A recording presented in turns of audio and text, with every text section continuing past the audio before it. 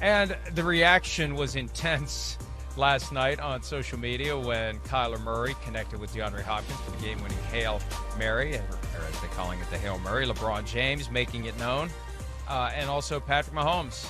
DeAndre Hopkins is a monster, man, and every time something like that happens, it dusts off the why in the hell did the Texans trade DeAndre Hopkins talk. I'm eating that crap every day, every Sunday. I got to eat that.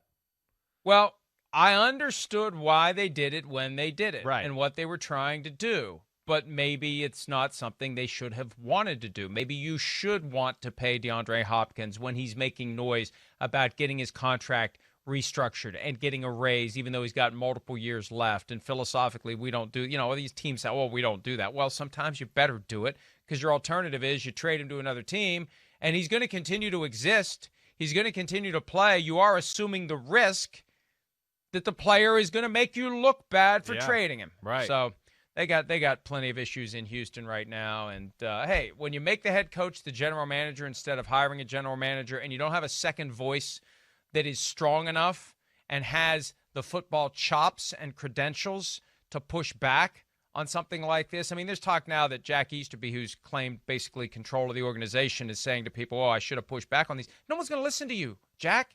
You're not coming to the table with any juice. You can't push back. They needed a general manager there, a real general manager there, to push back on what Bill O'Brien wanted to do, because I think that's what he needed, Chris. That's one of the problems of putting all the power in one guy. Yeah. If you don't have someone else there, you don't have, you and I have those disagreements from time to time, right, and actually we one of us emerges from the discussion better off. Yeah. You need to have a strong voice that can say, hey, wait, you may be wrong here.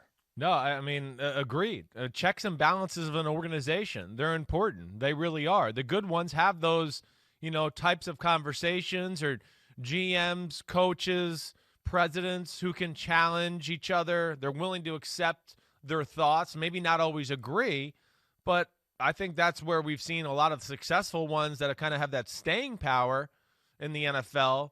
They all have that in common. And, yeah, there was obviously an issue, a lot of issues down there in Houston. It's not a good look for them. And, of course, it wasn't a good look for them yesterday.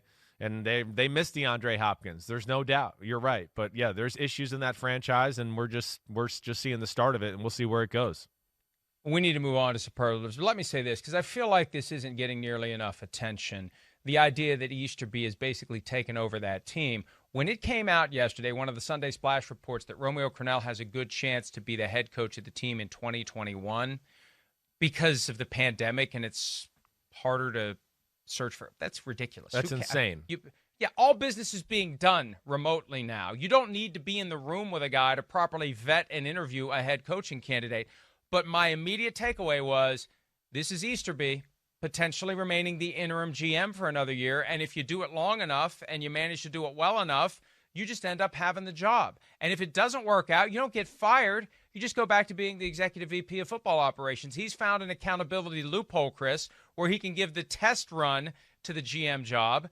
And, again, if it doesn't work, you go back to being the executive VP of football operations, and you hire a GM who answers to you. So just keep an eye on what's happening in Houston. If they do that, it's very unconventional. If it's they very do unconventional. That, listen, Romeo Crennel, love the human being. Where he's at this point of his career, and where the Houston Texans are as a franchise, no.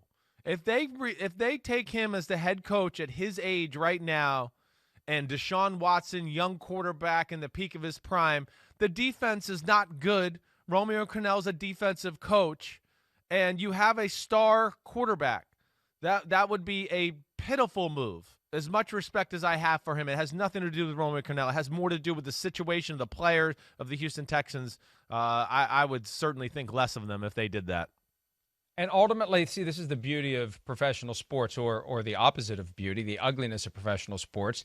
The owner ultimately decides what's going to go on in his or her shop. And that's the only audience that matters. It's the audience of one.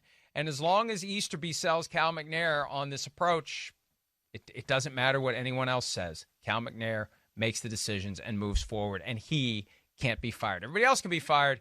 He can't be fired. Hi, I'm Mike Tirico, and thanks for watching. Make sure to hit subscribe for the latest news and highlights. From NBC Sports.